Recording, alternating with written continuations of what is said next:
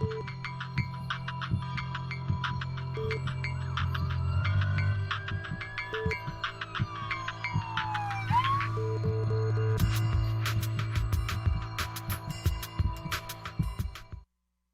buenas tardes, amigos de Salud TV, y bienvenidos a su programa. Llegamos a la cintura de la semana en el miércoles 27 de noviembre.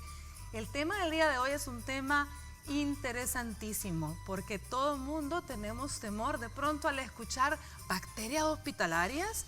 ¿Qué son las bacterias hospitalarias? ¿Qué son las infecciones que se pueden adquirir en los hospitales? ¿Es eso cierto? Bueno, de todo eso y más vamos a aprender con esos invitados. Veamos la cápsula y luego les comento quiénes me acompañan el día de hoy.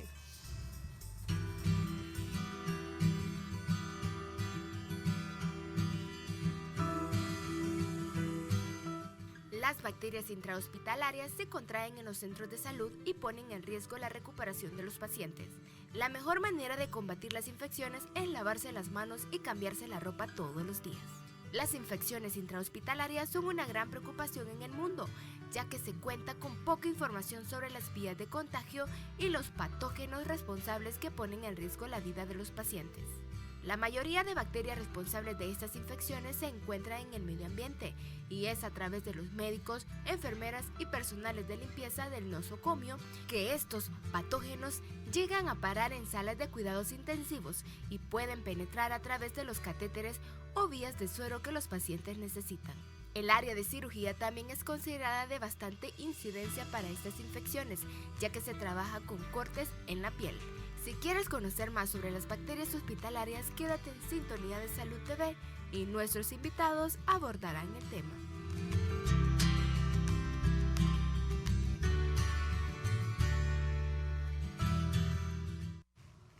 Bueno, definitivamente es un tema interesantísimo. A ver, ¿quiénes me acompañan? Tengo un panel de lujo este día. Tenemos con nosotros, bueno, intensivista, ya conocido por todos, al doctor Manuel Bello. ¿Cómo estás, Meme? Hola, Elisa. Hola a todos. Es un placer de nuevo estar en este bonito programa. Un saludo a todos. Muchísimas gracias de verdad por tu tiempo. Sabemos que todos realmente son hombres ocupadísimos, como la gran mayoría de colegas, así que te agradecemos también a ti el haber venido este día. Bueno, y contamos con la presencia ya también amigo de Salud TV, el doctor Jorge Panameño, infectólogo. ¿Cómo está, doctor? Aquí ya disfrutando del ambiente navideño y siempre es un gusto estar con ustedes y contribuir a formar opiniones de temas tan importantes. Muchísimas gracias, doctor. Definitivamente ya uno ya está contagiado con el ambiente navideño, Así es. ¿verdad? Así es. Yo sé que los caballeros no son ellos quienes decoran, pero ya su casa, su clínica ya está decorada. Ya está decorada, sí. Ya, ¿y la tuya, Meme? La clínica sí, la casa me toca a mí también.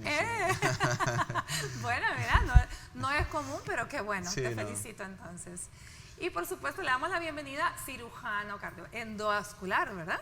Sí. Laparoscópico Y general. laparoscópico y general. Y laparoscópico. Le damos la bienvenida a nuestro querido amigo el doctor Carlos Ramos Hines. ¿Cómo estás? Gracias, bien, bien. Gracias por la invitación. ¿Y la clínica tuya? ¿Ya está adornada? No, todavía no. Pero yo creo que va a ser ya en la primera semana de diciembre. Excelente. Bueno, gracias a los tres. Me siento aquí, dichosa aquí, entre tres caballeros. Estoy bien acompañada. Bueno, doctor Panameño, ¿qué le parece si comenzamos definiendo un poquito a qué se refiere? Porque hay un término que se menciona en los libros en medicina que son infecciones nosocomiales, que creo que está muy relacionado con lo que vamos a hablar el día de hoy. Sí, actualmente, debido a que esta situación se ha ampliado a cualquier lugar en donde se administren cuidados de salud, el término infecciones nosocomiales, infecciones adquiridas en el hospital, ya no se usa más, sino que se utiliza infecciones asociadas a los cuidados en salud. ¿Por qué razón? Porque estamos hablando de enfermedades infecciosas que son causadas por gérmenes especiales que tendremos la oportunidad de discutir las características que tienen, pero que están asociadas a los cuidados en salud que se den en cualquier lugar, ya sea en la casa, ya sea en centros especiales donde se dan cuidados, digamos, adultos mayores, por ejemplo, o en la casa, porque hoy cada vez más se dan cuidados para pacientes con enfermedades crónicas en casa.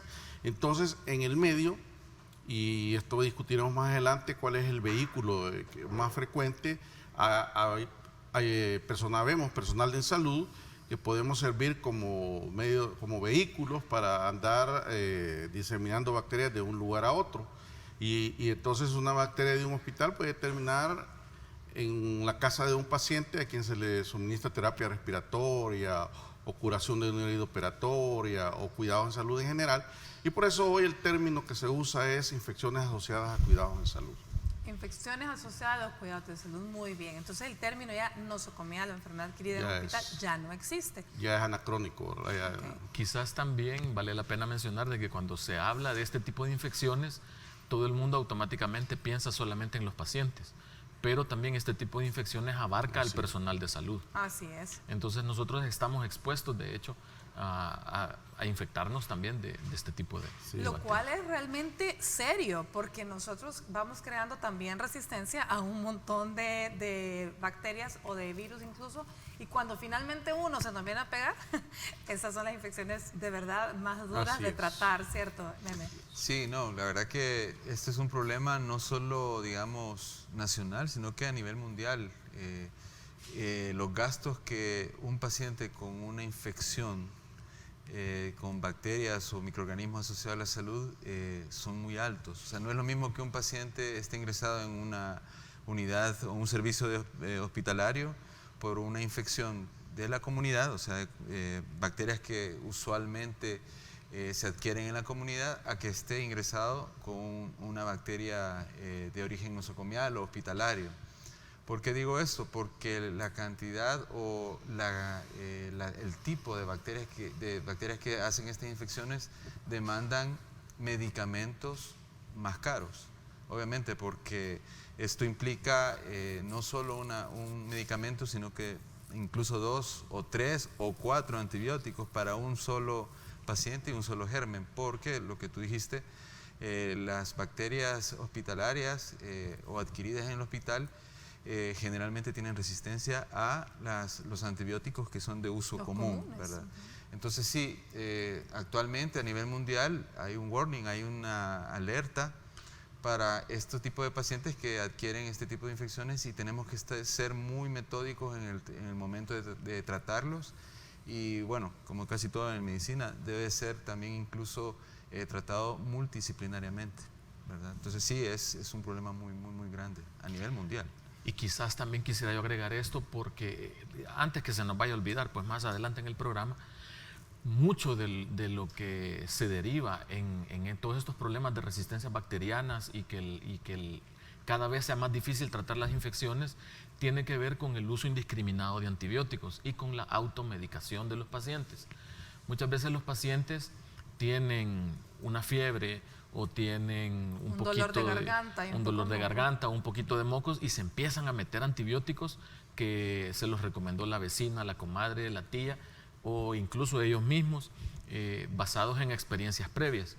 Y existe también el caso de pacientes que consultan con médicos generales, con médicos internistas, y como a veces el médico es algo complaciente, le da antibióticos sabiendo que probablemente no sean del todo necesarios. Entonces, esto tiene un impacto sobre este problema que es bien importante. Entonces, sí hay que restringir los antibióticos estrictamente para cuando sean realmente necesarios.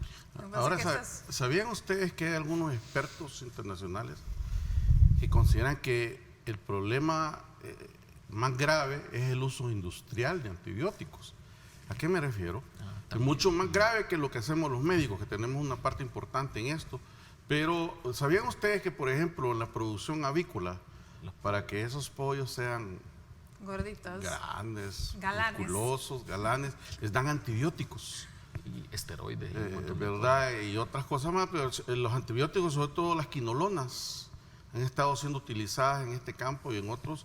Y este problema, que después llega a la comunidad a través de las aguas contaminadas, a través de consumo de estas carnes, hay una serie de mecanismos que hacen que estas bacterias que tienen estos aves, que son de consumo humano, se vuelven multirresistentes y luego intercambian esa capacidad de multirresistencia con las bacterias residentes en nuestra microbiota, que hoy ya no hablamos tampoco de flora bacteriana, sino que es la microbiota.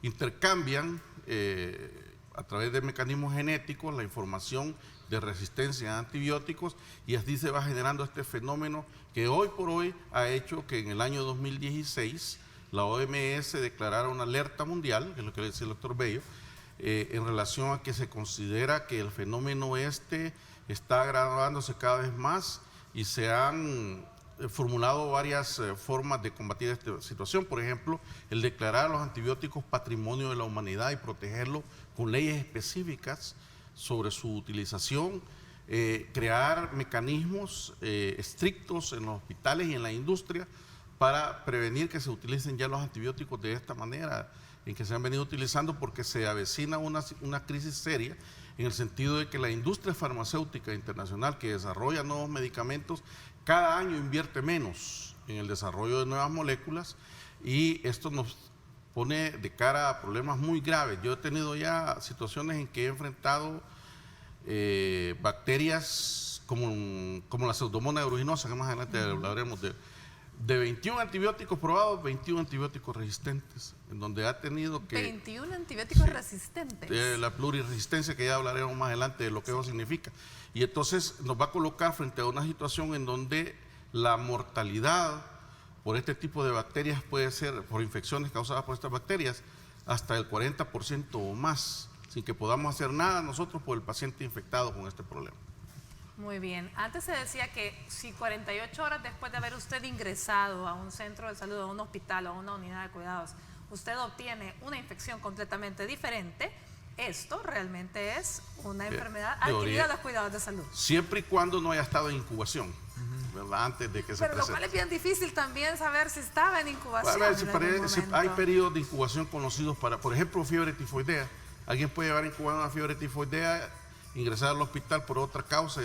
Es complejo y lo abordaremos más adelante como cuáles son los criterios. Excelente. Bueno, ¿qué les parece si vamos y escuchamos el avance de TN21 con Ingrid Rendón? Ya volvemos.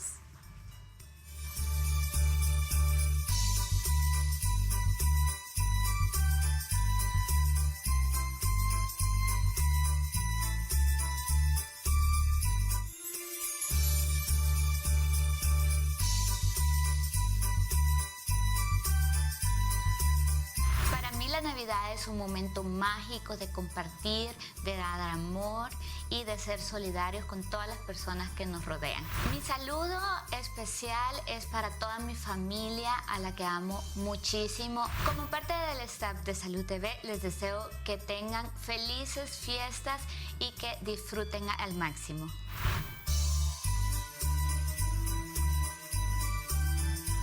Felices fiestas les desea Canal 21. Tome el control. Estás viendo Salud TV.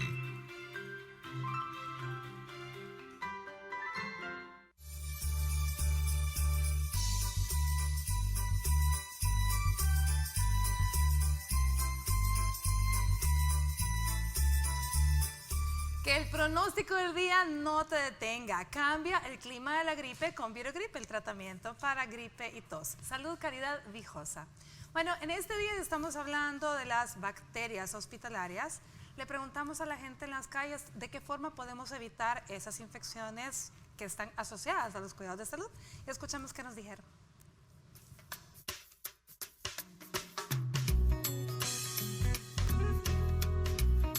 Tienen que limpiar bien los hospitales porque hay bastantes enfermos que como todos los enfermos dejan sus bacterias, ¿verdad? Entonces más que todo en la ropa y todo, y tienen que lavar, o sea, cambiar las lavadoras también. Pues siguiendo las normas de limpieza, o sea, desinfectándose las manos, lavándose las manos con jabón o si no hay jabón, alcohol gel, usando mascarilla, guantes, si uno está la posibilidad, o cubrirse con todo eso. Como hay veces también les dan gabachas para no infectarse la ropa, porque como las bacterias andan en el ambiente, ¿verdad? Entonces todo eso les ayuda, un gorrito, la mascarilla, guantes, la gabacha, y hay veces hasta les dan como unas botas de tela. Tengo entendido de no acercarse a los pacientes y andar siempre su gel antibacterial, dependiendo del área, porque si digamos en cuidados intensivos tiene que usar mascarilla, gabacha y todos los utensilios para no contaminarse.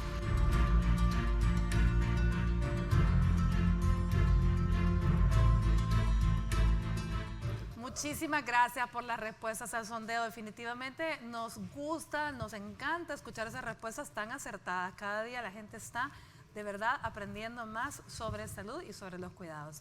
A ver, Meme, tú que eres el jefe de cuidados intensivos. En cuidados intensivos es un área definitivamente donde hay más lío porque pasan mucho tiempo ahí y muchas veces los pacientes pues están intubados, ¿cierto? Sí, de hecho, las unidades de cuidados intensivos, las UCI, están consideradas como quizás el servicio más contaminado. Pero hay ciertas formas, o sea, la UCI es de por sí en pacientes críticos es vital. O sea, no puedes tener un hospital de cierto nivel sin una unidad de cuidados intensivos. Así es. Pero igual, siempre como en cualquier parte del mundo, esto provoca la infección de pacientes con bacterias incluso multiresistentes. Hay ciertas formas en las cuales uno también puede evitar o prevenir el contagio de los pacientes con bacterias o microorganismos hospitalarios. Y lo decía en una de las entrevistas que apareció, el simple lavado de manos por parte del personal que trabaja en la UCI, hablemos de enfermeras, médicos, auxiliares, etc. Eso es quizás la conducta que ha demostrado más efectividad para disminuir las infecciones nosocomiales hospitalarias.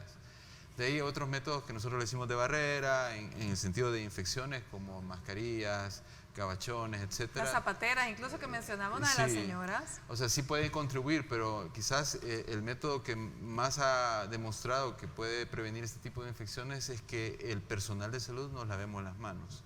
Y cuando yo digo lavar las manos, no es que es simplemente jaboncito, sino que hay ciertos criterios entre tiempo, forma, método de lavado y entre paciente y paciente. Es decir, no es que vamos a llegar nosotros en la mañana, a 7 de la mañana, nos vamos a lavar las manos y hasta que nos vamos a almorzar o a comer nos volvemos a lavar. Es cada vez que nosotros tocamos algo de un paciente, esté o no esté contaminado. Es bien importante. Hablar de ese tipo de método sería hablar mucho tiempo, pero es un método tan simple, tan sencillo, que a veces incluso a nosotros los médicos se nos olvida. Tuvimos la oportunidad de que una escuela de enfermería hiciera un estudio sin decirle a nadie que se estaba observando a los médicos, a las enfermeras si cumplían el lavado de manos, y el 80% de los médicos no lo cumplía. Entonces, eso quiere decir que uno de los que más contribuimos a que haya un mal uso de antibióticos, porque la primera medida es prevenir, somos los médicos. No estamos cumpliendo algunas cosas tan fáciles. Médicos y personal de salud. Algo tan sencillo como el lavado de manos. Así es. Definitivamente. Yo recuerdo cuando se hizo ese estudio porque se hizo a nivel en todos los hospitales. El doctor, y creo que todavía estábamos en la 1 de mayo. Sí, durante 7 años yo fui jefe del Servicio de Control y Prevención de Infecciones Hospitalarias del Hospital 1 de Mayo, de la Seguridad Social, y tuvimos experiencias interesantes al respecto. Y esto me lleva a hacer la reflexión de la necesidad que tenemos en este país de que por legislación cada hospital público o privado tenga un servicio de control de infecciones de esta naturaleza, por ley. Y eso todavía no es una realidad en este país, porque eso es toda una cultura que tiene que ver sobre todo con la calidad en la atención que damos, ¿verdad? Y es un fenómeno que es un problema en todo el mundo. En países en vías de desarrollo, en los países desarrollados, por el uso que hacemos de antibióticos, una serie de situaciones. Quiero comentarles que a los 5 minutos de uno estar presente en un centro de salud, comienza a ser colonizado de la piel por las bacterias que viven en ese medio. Entonces, 5 minutos. A los 5 minutos, y por eso hay la situación de llevar niños a los hospitales si no hay necesidad y otras cosas. Y entonces tiene que desarrollarse toda una cultura dirigida a que prevengamos este problema, y eso es bastante complejo. Una de las experiencias que adquirí en esos años que es bastante complejo y difícil, pero que es hora de que comencemos ya a utilizar esto para ir bajando las consecuencias, porque no solo son costos económicos, también son costos sociales, se prolonga la estancia hospitalaria y una serie de situaciones, y entonces medidas tan simples como el lavado de manos a veces es complejo de lograr que se lleve a cabo, ¿verdad? Por razones culturales. A ver, como cirujano, Carlos, las medidas que debemos todos de cumplir, aparte del lavado de manos, pero que varían todavía más en cuanto a técnica y tiempo en relación al paciente que estás viendo encamado, dijéramos. Fíjate que en el lavado de manos que se hace, digamos, un visitante o un médico antes de ver un paciente en una unidad de cuidados intensivos o en un servicio hospitalario, sí difiere un poco del lavado de manos nuestro, que es hasta con cepillos o con otro tipo de antisépticos. Pero por lo general en el lavado de manos lo que la gente tiene que lograr es cubrir todos los espacios que hay entre los dedos, debajo de las uñas y los dorsos de las manos, las palmas y hasta la muñeca. Y tiene que ser de una duración de nunca menos de 2 minutos, que es el tiempo mínimo necesario que tiene que estar en contacto el antiséptico para que tenga una adecuada función, digamos. Y también las uñas, claro está, Sí, incluye desde las uñas y de hecho codo. Hasta los codos solamente el quirúrgico. El quirúrgico, sí. La gente con que llega hasta la muñeca pues es suficiente. Ah, no, perdón, se estaba hablando del lavado de manos de la gente, visitante. o del visitante o del personal, sí. Enfermeras, auxiliares, médicos, pero que llegan a hacer visita. Claro. Ya cuando se hacen procedimientos, sí ya es otra cosa. Ahora, como decía el doctor Panameño, el aparecimiento o el control de este tipo de infecciones es sumamente complejo porque no solamente tenemos que ver el personal en esto, sino que también hay otro montón de factores. Hay factores ambientales, como por ejemplo la temperatura, y esta es la razón por la que los quirófanos, las unidades de cuidados intensivos, las nurserías, tengan ambientes controlados que deben andar entre 20 y 22 grados Celsius. Porque a esta temperatura se precipitan un montón de las cosas que andan flotando en el aire y esto previene que se transmitan estas bacterias a través del aire, que es una de las formas en las que se puede transmitir. También hay factores que están relacionados al mismo paciente y cuidados intensivos se vuelve este campo de batalla para este tipo de infecciones porque la gran mayoría, si no es que todos los pacientes que ingresan en estas áreas tienen problemas inmunológicos, o sea, están débiles por su enfermedad. Tienen sus defensas bajas. O por su misma respuesta inflamatoria que el cuerpo ha montado en contra de su infección original o de su enfermedad original. Entonces eso también tiene que ver. Y otra serie de cosas que están relacionadas con el paciente, con el personal, con el ambiente, con los medicamentos que se usan, todas las técnicas invasivas, las sondas, los catéteres, los aparatos que se usan. Los tubos que van directamente a tráquea con ventilación. La ventilación mecánica, o sea, es como te digo, es una cosa tan multifactorial que... En el área de enfermedades infecciosas conocemos a estas zonas como áreas especiales de alto riesgo. Aquí tenemos a la cabeza las unidades de cuidados intensivos, pero también las unidades neonatales, los neonatos, ¿verdad? Que por su inmadurez, las unidades de quemados, las unidades de trasplantes, que en este país pues es muy raro todavía. Ocasionalmente vemos un trasplante renal, pero aspiramos a que algún día tengamos una mayor actividad en trasplantes. Y aquí es característico que como parte de la estrategia se bajan las defensas del paciente con medicamentos para evitar el rechazo. Y entonces son áreas especiales en donde tiene que haber mayor preocupación para evitar estas situaciones, ¿verdad? Y es por el tipo de atención que se le da, los medicamentos que se usan, lo que sea, doctor. Y entonces aquí entramos ya al problema gravísimo de las bacterias. ¿De qué hablamos de las bacterias hospitalarias? ¿Y por qué el término hospitalario? Debido a que nosotros usamos intensivamente antibióticos de diferente tipo, de diferentes familias, esa exposición prolongada hace que las bacterias, que en realidad recordemos un poquito de cómo vienen los antibióticos. Recuerden ustedes que probablemente el hecho más conocido es la historia de la penicilina. Recordará que lo que nos contaron en la facultad, como el doctor Fleming en 1928, de una manera incidental trabajaba con bacterias y un fin de semana sale de su trabajo en el hospital St. Mary y deja unos cultivos ahí de estafilococo y cuando regresa en la mañana del lunes los estafilococos habían muerto. Imagínese. Entonces él toma las placas de Petri que tenía en aquel momento y las iba a arrojar a la basura cuando de repente, de un momento, ¿Qué pasó? porque se murieron las bacterias. Ajá.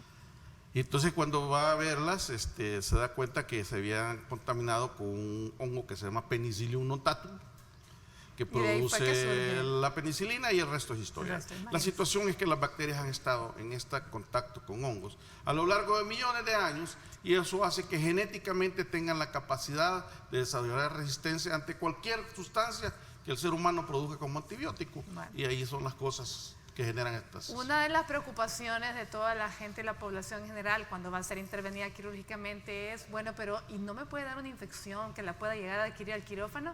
Pues precisamente tenemos con nosotros una cápsula donde la licenciada Sandra Castillo, enfermera, nos habla del proceso de esterilización del quirófano. Veamos.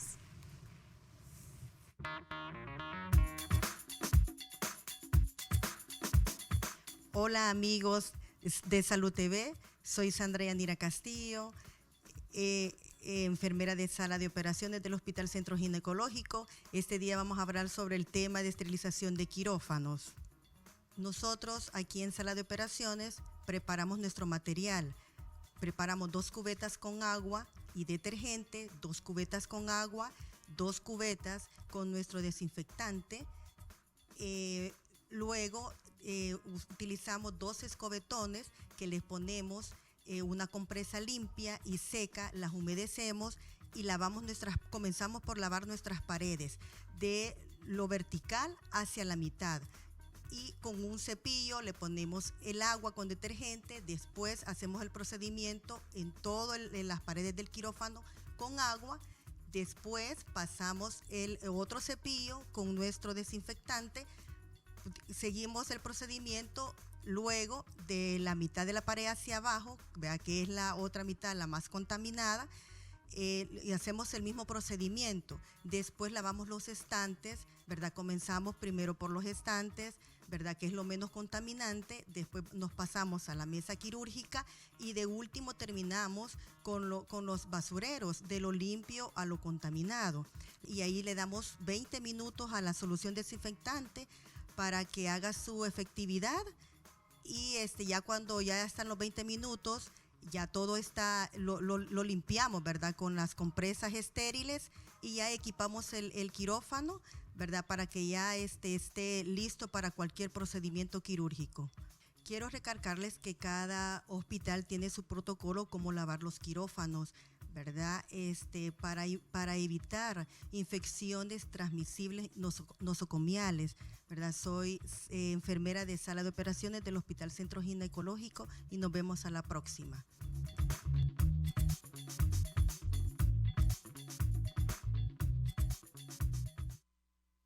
Muchísimas gracias a la licenciada Sandrita por esa cápsula informativa. Vamos a continuar aprendiendo respecto al tema luego de la pausa comercial. Ya volvemos.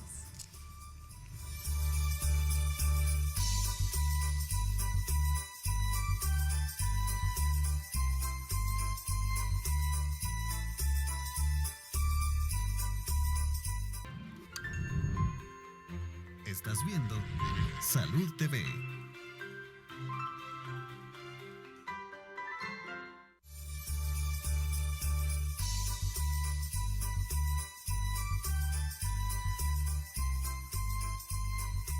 Muy buen provecho a usted que está almorzando y gracias por permitirnos acompañarle. Este día estamos hablando de las bacterias hospitalarias.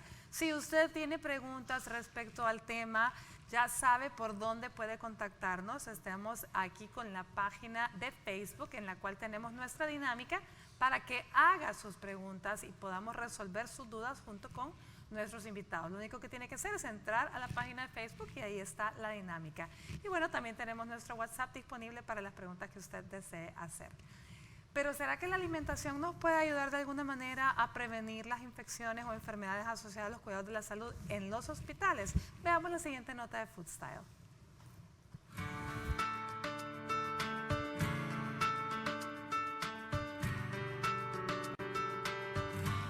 Las bacterias forman parte de nuestro día a día.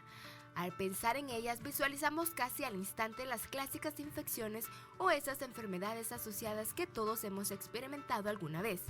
Para prevenirlas, hoy te traemos en Foodstyle algunos alimentos que pueden ayudarte. En primer lugar está el yogur. Este lácteo tiene bacterias buenas, llamadas probióticos, que tratan infecciones por levadura. Estas aparecen cuando hay un desequilibrio en los niveles de bacterias benéficas y malignas en nuestro organismo. Otro alimento son los cereales integrales que, a diferencia de los refinados, estos no producen inflamación en el organismo y hay menos riesgo de padecer enfermedades. Los granos enteros mantienen todos los nutrientes y tienen un índice glucémico bajo. Es bueno también consumir frutas rojas, ya que una de las propiedades que comparten los llamados frutos rojos es la cantidad de nutrientes que ofrecen, las también llamadas bayas o frutas del bosque. Son un grupo muy amplio que incluyen arándanos, cerezas, frambuesas y moras. Es importante que siempre te asesores con un especialista en la salud para que puedas tener mejores resultados y evitar infecciones a través de una buena alimentación.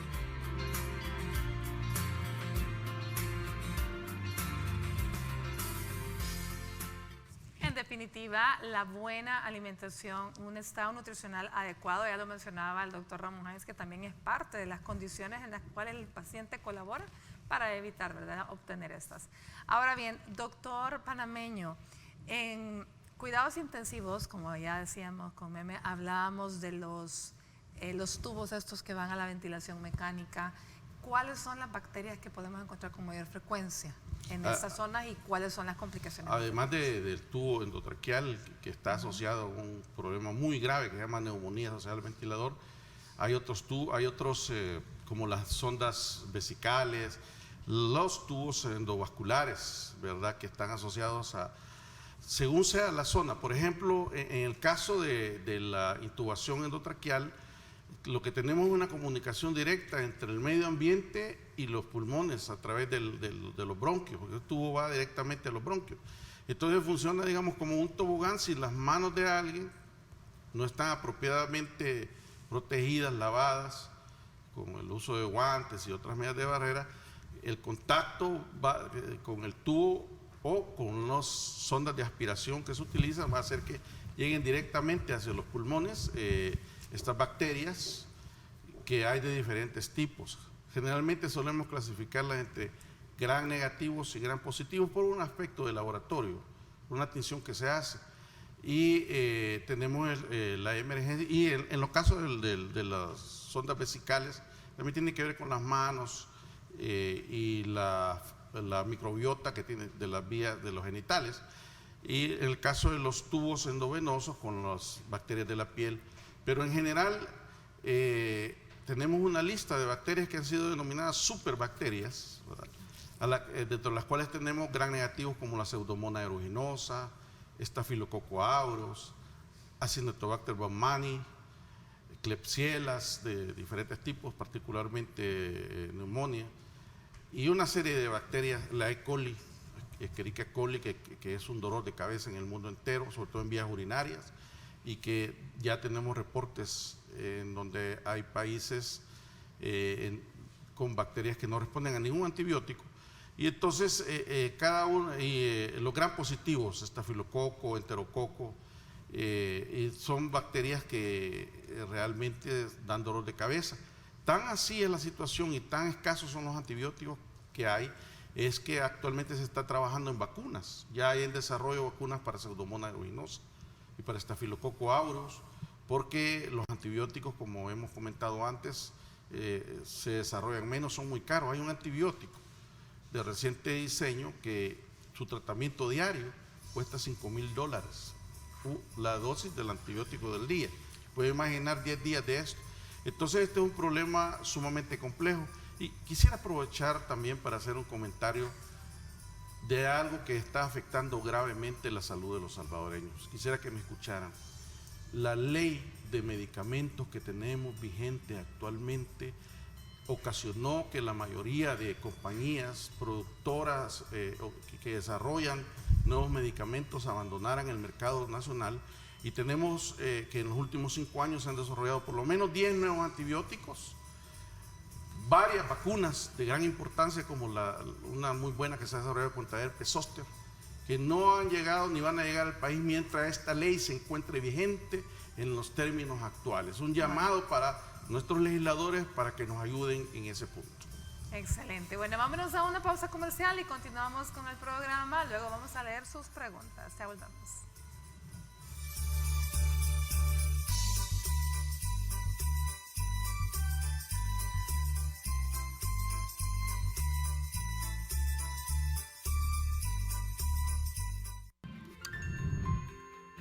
Estás viendo Salud TV.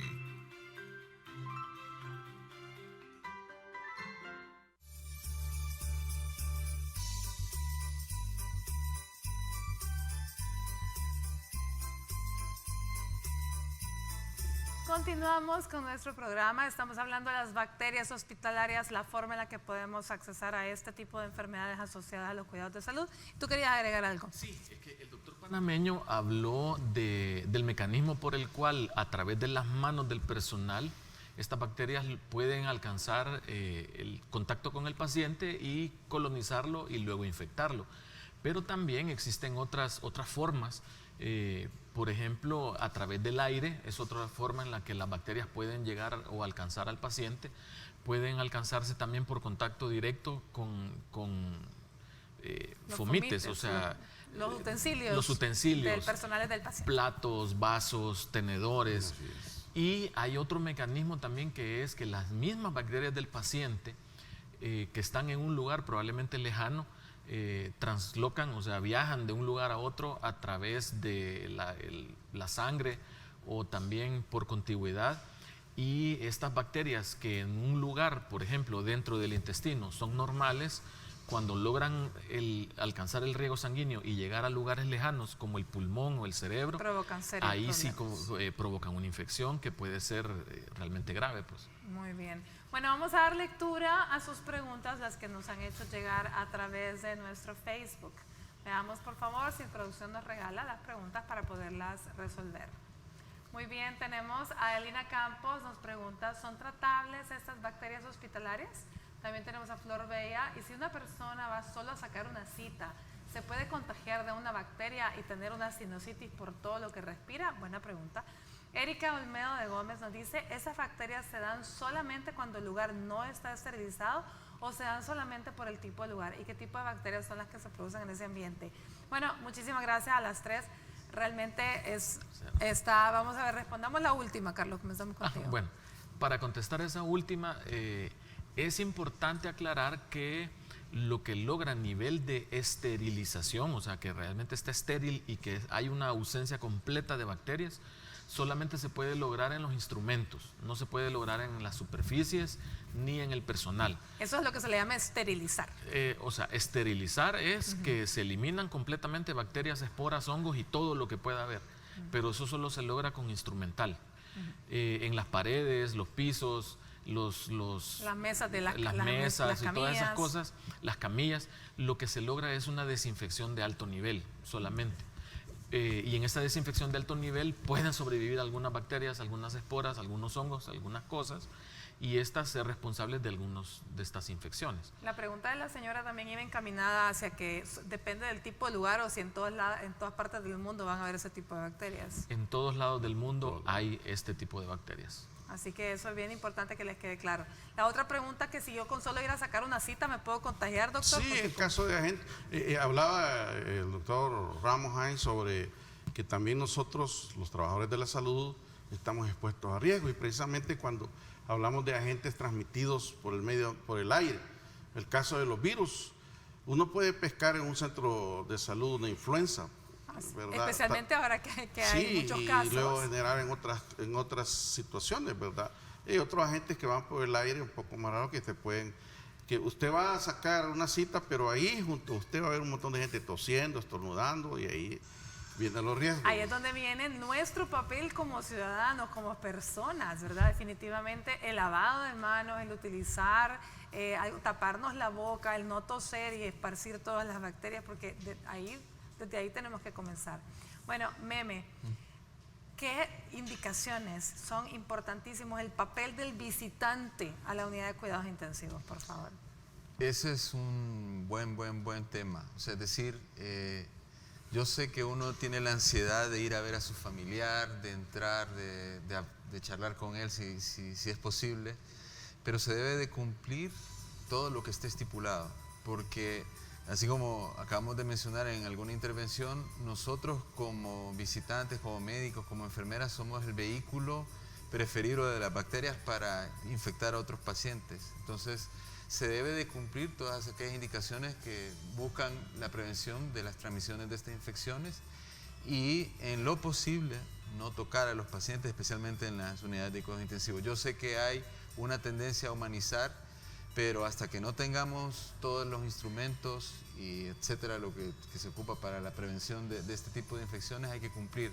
Lavarse las manos, ponerse los métodos de barrera que se coloquen para el uso del visitante, y principalmente cuando se salga del hospital, si es posible, cambiar la ropa y lavarse las manos, especialmente cuando entren a una unidad de cuidados intensivos. Bueno, eso es importantísimo y eso aplica también para el personal de salud, y de eso vamos a estar hablando, porque también nosotros tenemos familias, todo el personal que trabaja en los hospitales tiene que cuidar también a sus familias y evitarlo. Así que de eso vamos a hablar al regresar. Vamos a una pausa.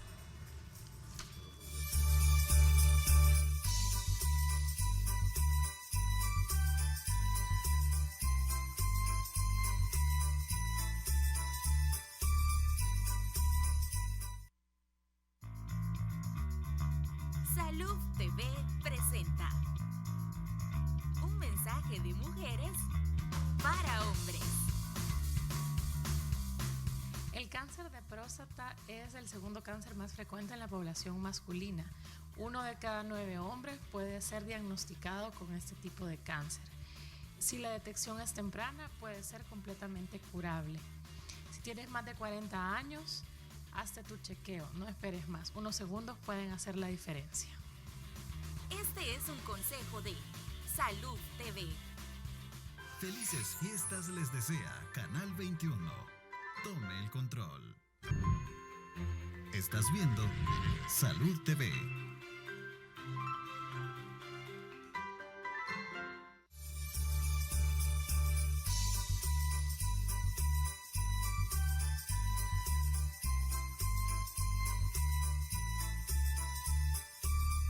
Continuamos con nuestro programa, estamos hablando de las bacterias hospitalarias y tenemos una pregunta que nos hizo nuestra amiga Evelyn, que vamos a tratar de que entre los tres se la respondan.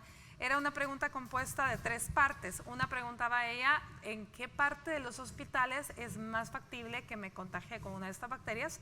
La segunda parte de la misma era si estas pueden ser tratadas, y la tercera era si una persona puede morir de esto y sí, qué tan alto es el porcentaje de que se muera. Doctor Panameño. Bueno, es una pregunta bien importante e interesante, porque no se trata también de generar la idea, por favor, ni el pánico, de que usted va a ir a un hospital y está condenado a que va a adquirir una infección de esta naturaleza, sino que es uno de los riesgos que hay, por eso se llama atención de salud, y que existen diversos protocolos que van dirigidos para disminuir ese riesgo. Entonces, se puede adquirir, ya hemos hablado que hay áreas especiales de alto riesgo, donde debido al tipo de atención que recibe el paciente, al paciente mismo, a los medicamentos que se usan, los riesgos son mayores.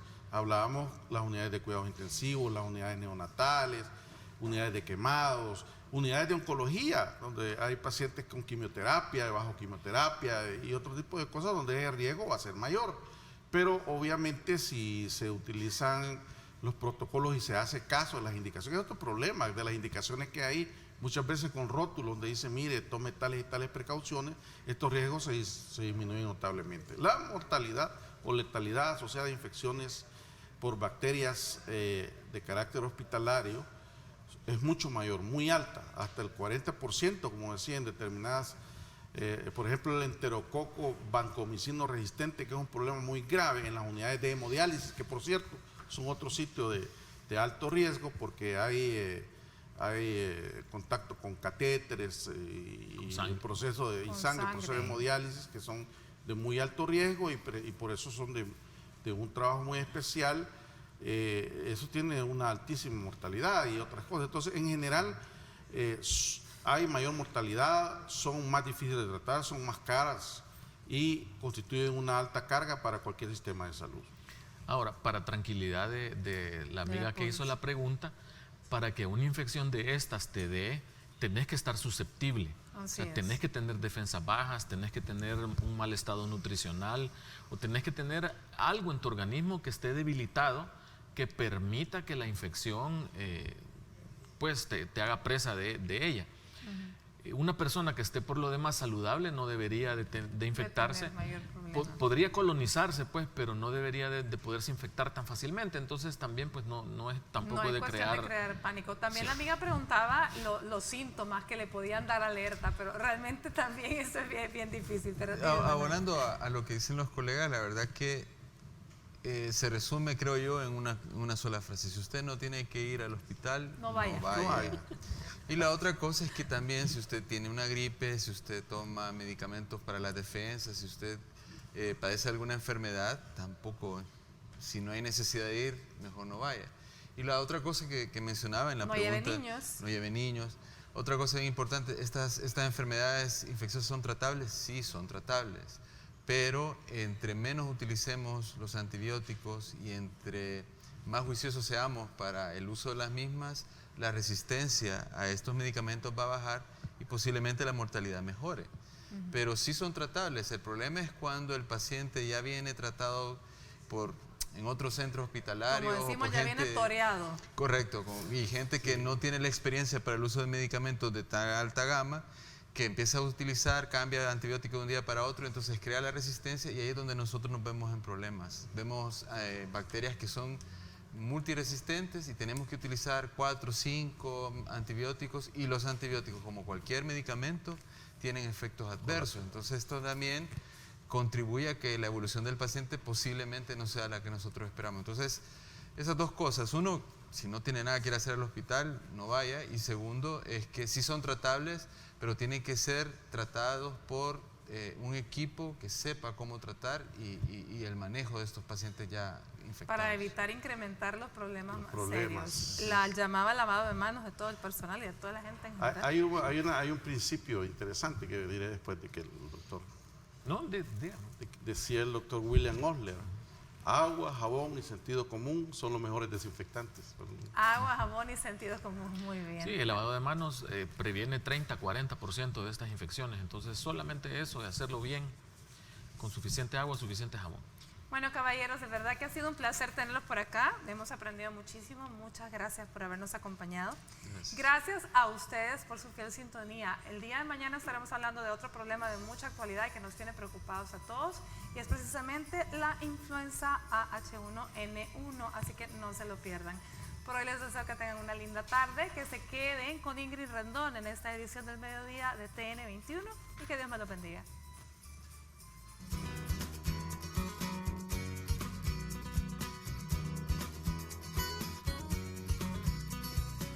Las bacterias en los hospitales están siempre en el ambiente, por eso debes seguir los siguientes consejos para evitar el contagio. En primer lugar, es importante el lavado de manos, tanto en personal médico como en familiares que visitan a los hospitalizados. Se ha demostrado en muchos estudios que el simple hecho de hacer esta acción baja en un 30% la posibilidad de infecciones intrahospitalarias. Las personas con defensas bajas deben evitar el contacto con pacientes internados, o si son visitas, deben ser por corto tiempo y usando mascarilla, sin dar la mano o lavárselas. Y no saludar con beso, porque se pueden exponer. En cuanto a los centros de salud, ellos están obligados a tomar medidas de control sanitario y de bioseguridad, como el uso de guantes, mascarillas, la desinfección de los implementos y no reutilizar material que no sirve.